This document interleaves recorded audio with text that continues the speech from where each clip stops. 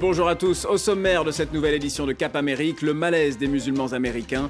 Une semaine après les attentats de San Bernardino et dans la foulée des propos incendiaires de Donald Trump, reportage au sein de la communauté musulmane.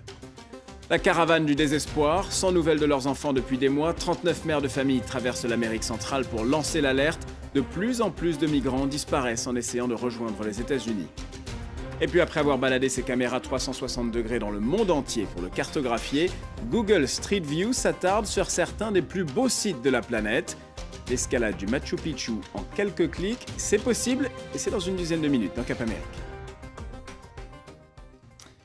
Voilà donc une polémique de plus à afficher au tableau de chasse de Donald Trump. Le candidat à l'investiture républicaine aux États-Unis se trouve sous le feu des critiques après sa dernière proposition, interdire aux musulmans de rentrer dans le pays. Seul moyen, selon lui, d'assurer la sécurité des Américains. Propos tenus après les attentats de San Bernardino la semaine dernière où 2 musulmans se revendiquant du groupe État islamique avaient ouvert le feu dans un centre de santé en Californie, tuant 14 personnes. Comment réagit aujourd'hui la communauté musulmane qui se trouve pointée du doigt? C'est ce qu'ont voulu savoir nos correspondants Gallagher Fenwick et Philippe Crowder. Les musulmans américains ont plus d'une raison de s'inquiéter. Le contexte est tendu. L'imam appelle au dialogue.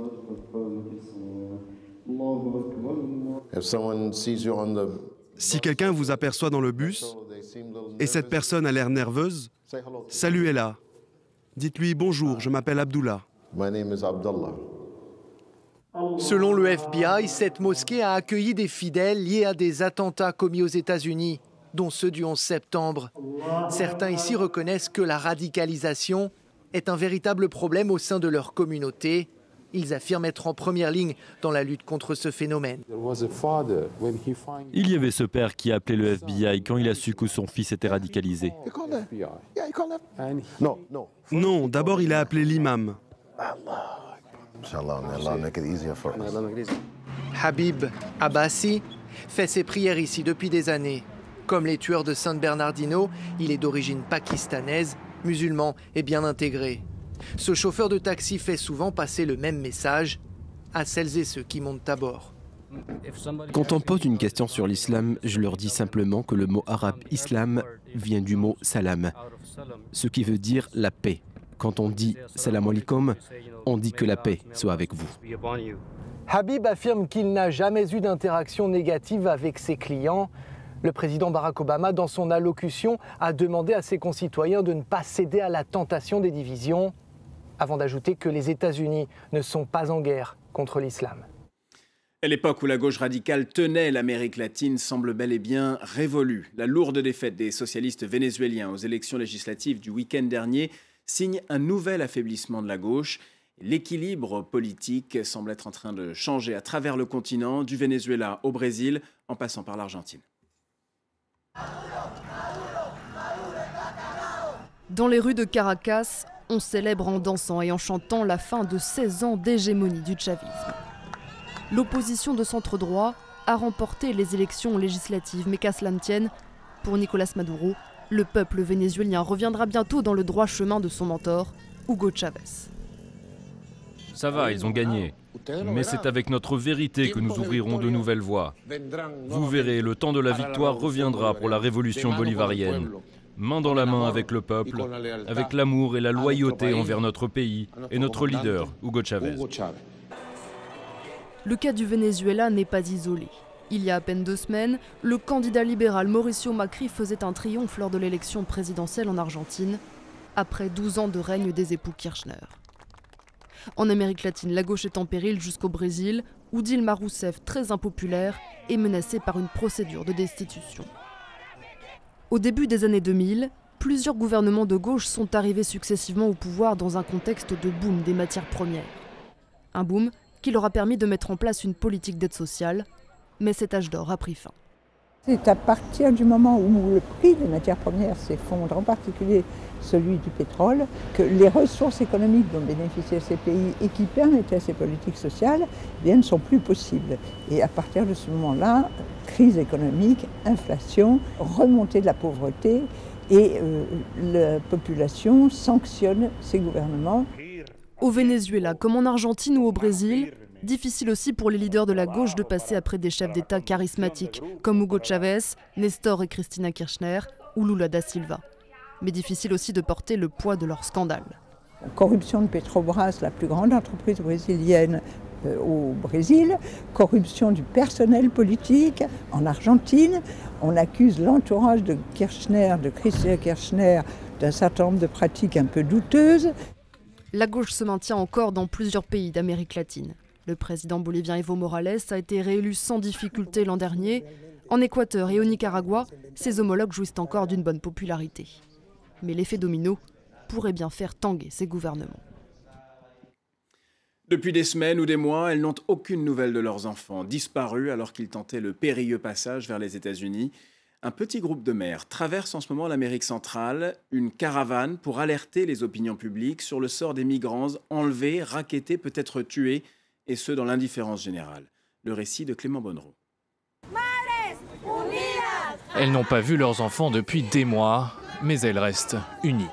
Ces femmes recherchent désespérément leurs fils et leurs filles, disparus alors qu'ils tentaient de rejoindre les États-Unis. Arrivée à Mexico lundi, la caravane des mères d'Amérique centrale veut attirer l'attention sur les dangers auxquels font face les migrants. Je suis venue ici avec beaucoup d'espoir. Je suis venue prier la Vierge de Guadalupe pour lui demander de me ramener mon fils. Depuis que j'ai quitté mon pays, j'ai toujours l'espoir qu'un jour je pourrai le revoir, le serrer dans mes bras, le toucher. Plongé dans une guerre sans merci contre les cartels de drogue, le Mexique fait face à une violence extrême et généralisée. De plus en plus de migrants d'Amérique centrale y sont kidnappés contre rançon. Selon des estimations récentes, il serait 20 000 chaque année, tandis que 6 femmes migrantes sur 10 sont elles victimes d'abus sexuels. Les mères des migrants disparus s'estiment abandonnées par la société. Il y a beaucoup de monde ici à Mexico, mais les gens sont indifférents. Certains sont venus voir les photos de nos fils et de nos filles. Mais en fait, ils n'en ont rien à faire. Ils ne ressentent pas la douleur que nous, mères, nous ressentons. Partie de la frontière entre le Guatemala et le Mexique le 30 novembre, la caravane des mères d'Amérique centrale traversera au cours de son voyage 7 États mexicains. Elle terminera son périple le 19 décembre. Et la région de Guerrero, au Mexique, est devenue tristement célèbre l'année dernière quand 43 étudiants ont disparu, tués par un cartel ultra-violent. Le monde découvrait alors l'impunité dans laquelle pouvait opérer le cartel des Guerreros Unidos. Eh bien, pour les habitants de la région, la vie n'a pas vraiment changé. Dans la ville de Carrizalillo, par exemple, l'espoir suscité par l'exploitation d'une nouvelle mine d'or a vite laissé place à la peur. Le récit de Christophe Dansette. Lorsque cette entreprise canadienne s'installe en 2007 pour exploiter cette mine d'or, les habitants de Carrizalillo y voient un espoir. Plus de 2600 personnes de la région trouvent un travail. Mais très vite, certains déchantent, au fur et à mesure que des corps sont découverts. Le responsable de la coopérative, par exemple, a perdu son fils, ancien leader syndical, abattu au mois d'août. C'est la même chose partout. Là où il y a du miel, il y a des abeilles. C'est le risque que nous prenons. Depuis qu'ils savent qu'il y a du travail, il y a plus de richesse. Pourquoi ne viendraient-ils pas? Ils, ce sont les membres d'un cartel, les Guerreros Unidos. Ils ont fait leur entrée dans le village il y a un peu plus d'1 an. Depuis, ils sèment la terreur. Les mineurs sont forcés d'acheter leur nourriture, leur essence ou leur carte téléphonique. Ils ne peuvent pas quitter la ville sans autorisation. Il n'y a aucune sécurité. C'est comme si nous étions kidnappés. Le cartel ne nous laisse rien faire. Il nous observe, il nous demande où nous allons, ce que nous faisons. En mars dernier, des hommes armés ont même tiré sur la maison du maire. Depuis, il vit reclus chez lui. Nous avons peur. Nous avons peur qu'ils tuent d'autres personnes dans le village. L'armée a patrouillé quelques jours au mois de novembre, mais elle n'est pas restée. Beaucoup ici réclament son retour. D'autres demandent à l'entreprise canadienne d'assurer la sécurité, mais cette dernière renvoie la responsabilité aux autorités locales. Le cas de Carrizalillo n'est pas isolé. À quelques heures de route, La violence a également augmenté depuis qu'un autre exploitant de mines canadien s'est installé. Ici, les habitants ont fini par constituer une milice d'autodéfense pour se protéger d'un cartel qui cherchait là aussi à semer la terreur.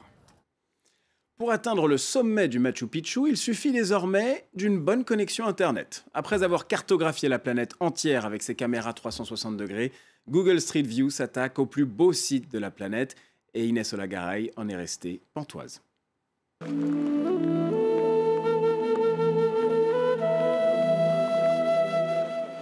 Vous n'avez pas assez d'énergie, pas assez de souffle pour grimper en haut du Machu Picchu à 2400 mètres d'altitude.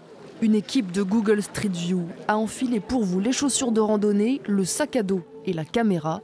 Vous n'aurez plus besoin que de quelques clics pour parcourir ce gigantesque site Inca.